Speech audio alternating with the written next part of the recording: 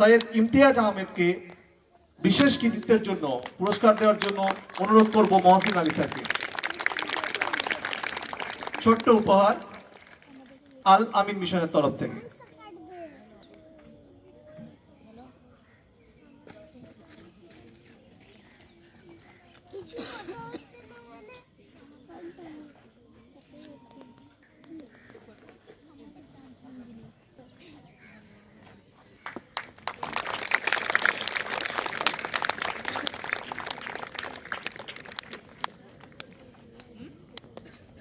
ধন্যবাদ মহসিন স্যারকে।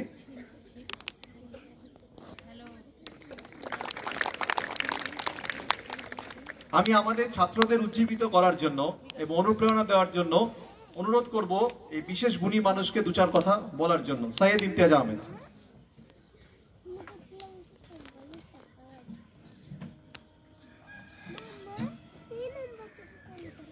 আসসালামু আলাইকুম। আজকে এই ফুলের উদ্যানে ইভ্যালুয়েটর হয়ে এসে সত্যিই খুব ভালো লাগছে। তো এই ফুলের উদ্যানে যে প্রজেক্টগুলো আজকে আমরা দেখেছি সেই প্রজেক্টগুলো একটা নতুন দিগন্ত আগামী দিনে খুলতে যাচ্ছে, সেটা আমাদের প্রত্যেকের বিশ্বাস এবং এই বিশ্বাসটা আগামী দিনে বাস্তবায়িত হতে চলেছে সেটা আমরা তোমাদের উজ্জ্বল চোখের দিকে তাকিয়ে কিন্তু বুঝতে পারি। কিন্তু যেহেতু একটা শিক্ষক সুলভ অভ্যাস নিজের মধ্যে চলে এসছে, তাই কিছু সাজেশন না দিয়েও কিন্তু পারছি না। এই সাজেশন ঠিক এরকম যে তোমরা প্রত্যেকেই দারুণ প্রজেক্ট করেছো, কিন্তু সেখানে প্রত্যেকের ক্ষেত্রেই হয়তো আমি যাদের স্টলে গিয়েছিলাম তাদের ব্যক্তিগতভাবে সাজেস্ট করেছি, বাকিরা হয়তো এখান থেকে সাজেশনটা পাবে যে দুটো জায়গার মধ্যে একটু হয়তো ওভারল্যাপিং হয়েছে। অর্থাৎ যারা সায়েন্স বেসড প্রজেক্ট করেছো আর যারা মডেল করেছো, একটা জিনিস সবসময় মনে রাখবে, যখন একটা মডেল হয় তখন মডেলটাকে আমরা বলি প্রোটোটাইপ। অর্থাৎ যে কোনো যন্ত্র বা বস্তুর প্রাথমিক যে রূপ যেটা তুমি বানিয়েছো সেটাকে আমরা বলবো প্রোটোটাইপ। সেই প্রোটোটাইপটাকে তুমি শোকেস করছো এবং সেটা আগামী দিনে আরো উন্নত কিভাবে করা যায় এটা তুমি যখন বলছো তখন সেটা চলে যায় মডেল এক্সিবিশনে। কিন্তু সেই প্রোটোটাইপটার উপরে যদি তুমি কোনো পরীক্ষা নিরীক্ষা করো, সেখান থেকে কোনো প্রাইমারি ডেটা এবং অন্যান্য কোথাও থেকে সেকেন্ডারি ডেটা নিয়ে যখন সেটাকে অ্যানালিসিস করো এবং তার উপরে গ্রাফ, বার চার্ট বা এই ধরনের পাই চার্ট কিছু দিয়ে সেটাকে রিপ্রেজেন্ট করো, তখন কিন্তু সেটা সায়েন্স প্রজেক্টের আন্ডারে আসে।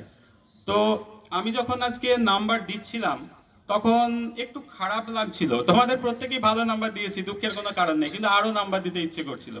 কিন্তু ওভারল্যাপটা এখানে হয়েছে যে অনেক প্রজেক্ট যেগুলো হয়তো মডেল এক্সিবিশনে যাওয়ার কথা ছিল সেগুলো আমি দেখছি সায়েন্স প্রজেক্ট হিসাবে এক্সিবিটেড হয়েছে, আর যেগুলো হয়তো সায়েন্স প্রজেক্টের আন্ডারে যাওয়ার কথা ছিল সেগুলো হয়তো মডেল এক্সিবিশনে গেছে। তো বলবে তো তাহলে তো আমরা স্যার চরম ভুল করে ফেলেছি, তাহলে তো আর কিছুই হলো না। না, প্রত্যেকটা মানুষ কিন্তু ভুল করে শেখে। আজকে ভুল করেছো কালকে ঠিক করবে বলে বা আজকে ভুল করেছো, তাহলে আজকের ভুলটা যদি কালকে শুধরে নাও তবেই কিন্তু তুমি নিজেকে রিজলভ করতে পারবে। আর প্রত্যেকটা মানুষ কিন্তু এভাবেই এগিয়ে যায়। আমাদের প্রাক্তন রাষ্ট্রপতি এবং প্রত্যেকের আমাদের খুব মনের মানুষ এপিজে আব্দুল কালাম স্যার, যাকে আমি নিজের গুরু বলে মনে করি। তাহলে তুমি বলবে যে স্যার কখনো দেখা হয়েছিল? না, আমি তাকে নিজের মনে মনে গুরু বলে মেনেছি, আমি তার ভাব শিষ্য। তো তার কথা আমি প্রচুর পড়ি, সেই কথা থেকে একটা কথা বলবো যে তার জীবনী যদি তোমরা পড়ো তাহলে দেখবে যে তার ফাইটার জেট বা এরোপ্লেন চালানোর হয়তো ইচ্ছে ছিল, কিন্তু যে পরীক্ষা তিনি দিলেন সেখানে একটি মাত্র স্টুডেন্ট বাদ গেল এবং সেটি হলেন তিনি। কিন্তু সেই ভুল থেকে তিনি শিক্ষা নিলেন এবং সেই ভুলটাকে তিনি রিজলভ করলেন নিজের লাইফে। আবার তিনি ফাইটার জেটই চালালেন, কিন্তু এবার কিন্তু আর কোনো কর্মচারী হয়ে না, অধস্তন সেনা হয়ে নয়, এবার তিনি সর্বোচ্চ সুপ্রিম পাওয়ারে গিয়ে সেই ফাইটার প্লেন কিন্তু চালালেন। কি হয়ে? আমাদের রাষ্ট্রপতির পদে বসে সেই ফাইটার প্লেন চালালেন। তাহলে আজকে আমরা যে ভুলগুলো করেছি সেই ভুলগুলো করো না, যত খুশি ভুল করো, যত খুশি কাজ করো, যত খুশি ভুল করো। কাজ যদি না করো কোনোদিন শিখবে না, আর কাজ যদি করো তাহলে অবশ্যই ভুল হবে। পরের দিন সেই ভুলটাকে আমরা কিন্তু শুধরে নেব। তাহলে এরকম ভাবে একটু কনক্লুশন টানতে পারি যে যারা ভুল করে তারাই লাইফে এগিয়ে যায় না, যারা ভুল করে তারা লাইফে কিন্তু কোনোদিন এগিয়ে যায় না। যারা ভুল করে এবং সেই ভুলগুলোকে সংশোধন করে তারাই কিন্তু লাইফে সব সময় আগামীর দিকে এগিয়ে যেতে থাকে।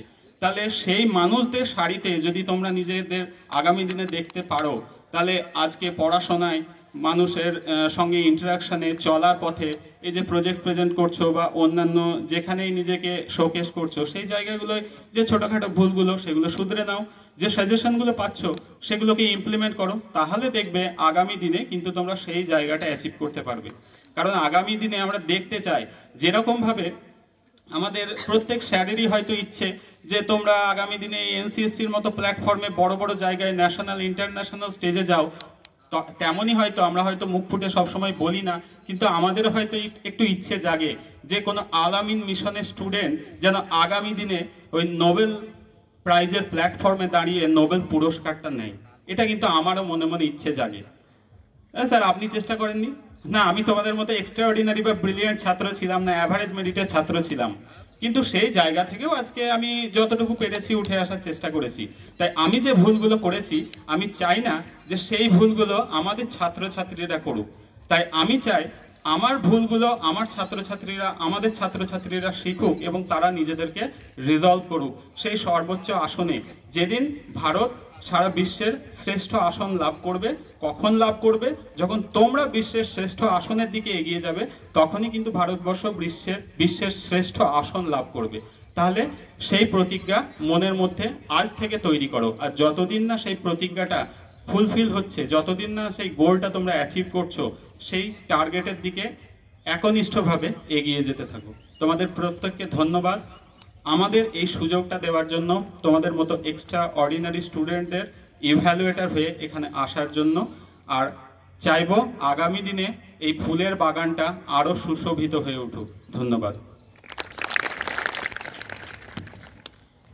অসংখ্য ধন্যবাদ। যে কথাটি বলে গেলেন আমাদের সকলের মন ছুঁয়ে গেল ইমতিয়াজ সাহেব। This exhibition is not just about showing some projects, it's about learning. Each project is a story of discovery. The students who made this project, they asked questions, tried to find answer, and learned from their mistakes, as rightly said by our Honorable Sir Imtiaz Sir. They did not just learn about the science, they also learned about their patience, teamwork, and the joy of discovery. They learned that science is not just a subject in school, it's a way of looking at the world.